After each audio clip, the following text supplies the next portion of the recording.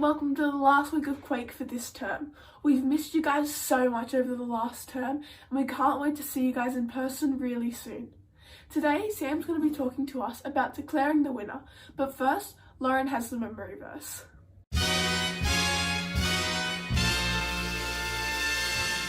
Alright, are we ready for the last time doing the memory verse? Get excited, I know I am. Let's get right into it. Finally be strong in the Lord and in His mighty power. Put on the armor of God so that you can take your stand against the devil's evil schemes. Ephesians chapter 6, verses 10 to 11. Take your stand against the devil's evil schemes. Ephesians chapter 6, verses 10 to 11. Good job, guys!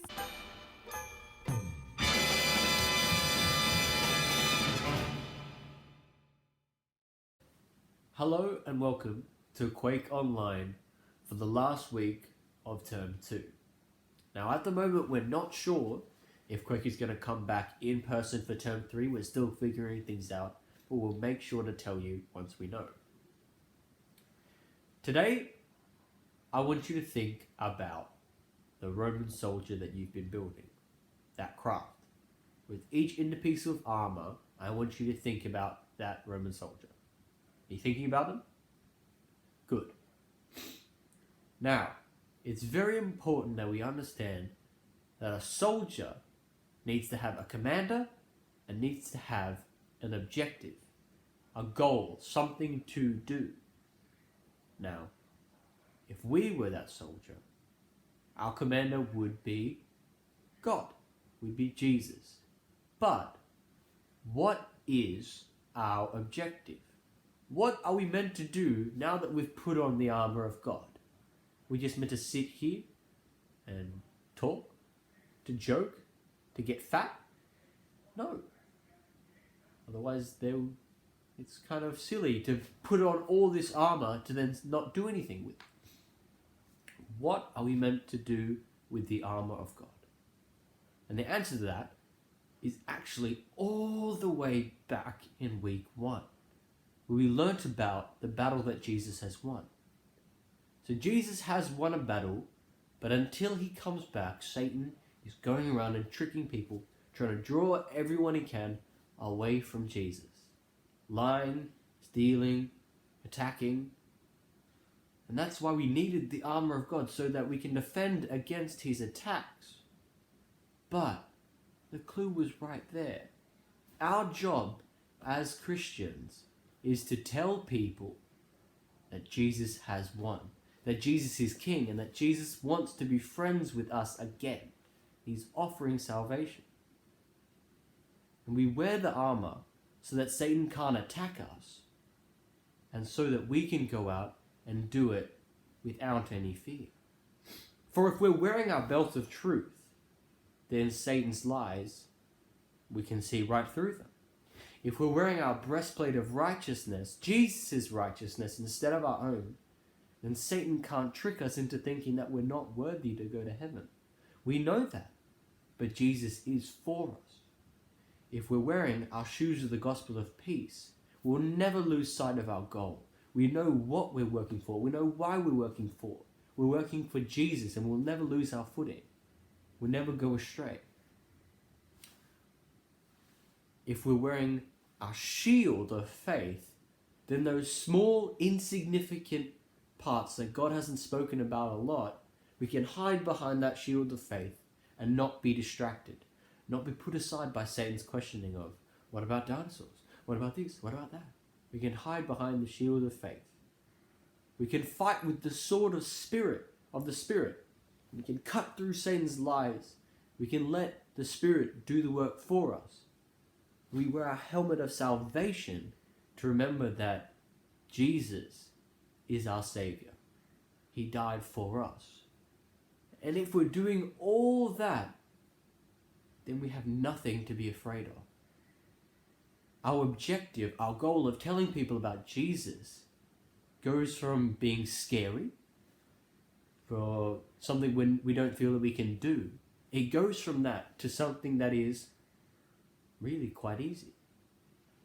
For if we don't fight, but we fight by the Spirit, we fight with God's power, then we don't have to know the right words.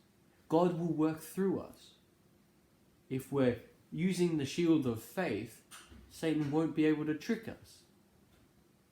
So that these feelings that we have about telling people about Jesus, being scared about it, what if they don't want to hear it? If we're wearing our armour of God, all of a sudden, there's no reason not to. We don't have to be scared. We don't have to fear Satan. Jesus is protecting us. We're wearing the armour of God. Now, you might know that already. But it doesn't make it any more difficult. It doesn't make it any simpler, I mean. Lots of Christians, older Christians than you, know these things and yet we forget them. Which is why the takeaway from this talk is to put on your armour every day.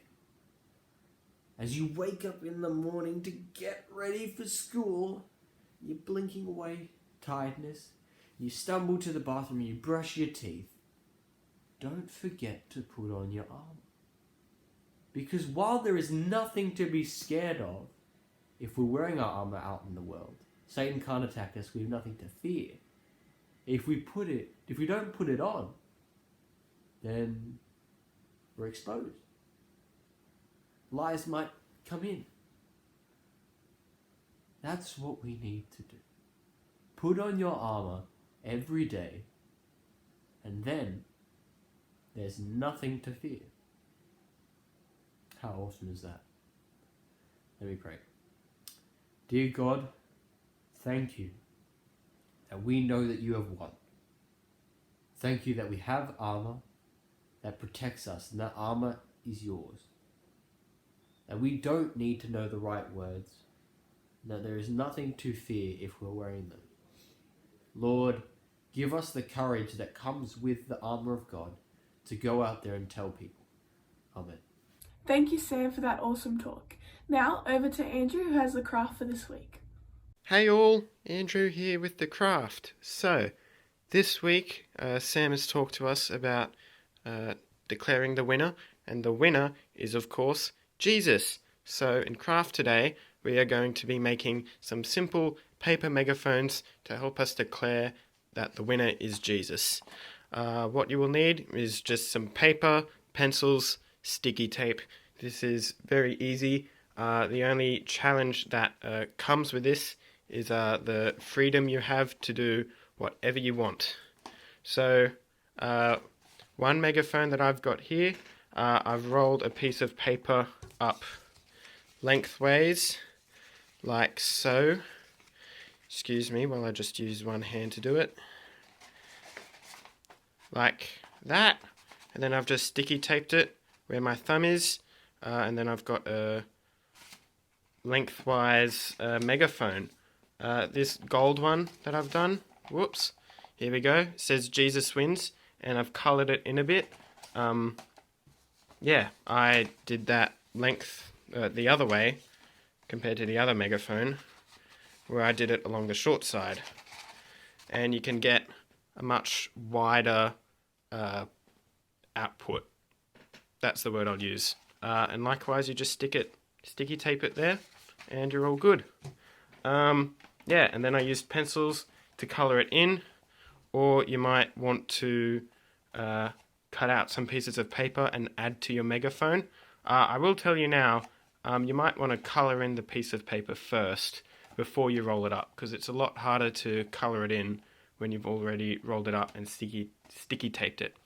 And the message you'd want on the side is Jesus wins, because that's what you're declaring to the world. Yeah, and I just had a red marker and did that in red but then I've got a simple, very simple basic design here. I'm hoping to see some very colourful, very extravagant megaphones that you can send photos of to in the email provided. Yeah, all the best. Hope you enjoy. Just a quick update with my completed soldier armour. So here we go. And I've written out what each part is. So we've got the belt of truth, the breastplate of righteousness, the shoes of the gospel of peace, then we've got the shield of faith, the helmet of salvation, and I've drawn in the guy's face there, and then the sword of the Spirit. And I also drew the hands around the sword. And there we go. At the bottom, I've got the armour of God, and Ephesians chapter 6, verses 13 to 16, which describes the armour of God. So this was all done using parts that I've drawn and put on the Google Drive for you to use. Yeah, there you go. I'd love to see what you have done with your soldiers, if you've put them together. So if so, please send photos to the email provided. Thank you for watching.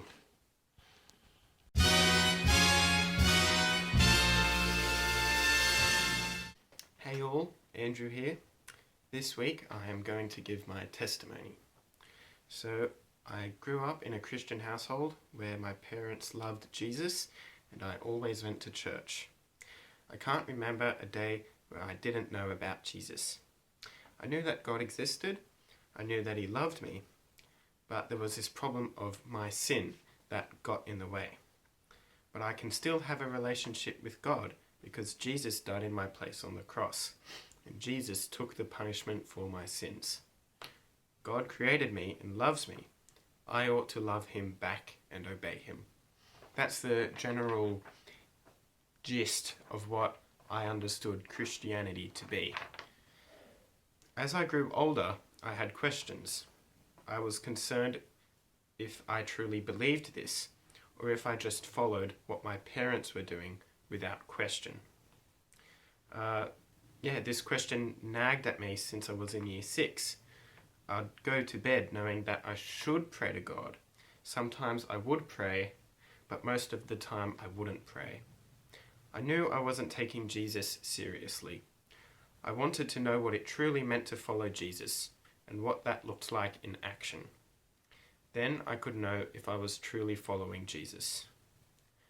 I had my doubts, but I also doubted my doubts. So I wasn't afraid of anything. It was when I was coming up to the HSC, which are just a bunch of over-glorified exams, that I started taking Jesus more seriously. Exams stressed me out so much, and they were so discouraging because I was never the best. There were always people better than me. And no matter how hard I tried, it seemed like I could never be the best.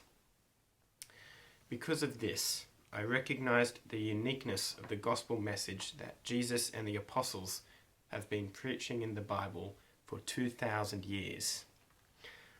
I know that I'm not saved by my own works. I haven't earned my salvation. I know that I'm not good enough.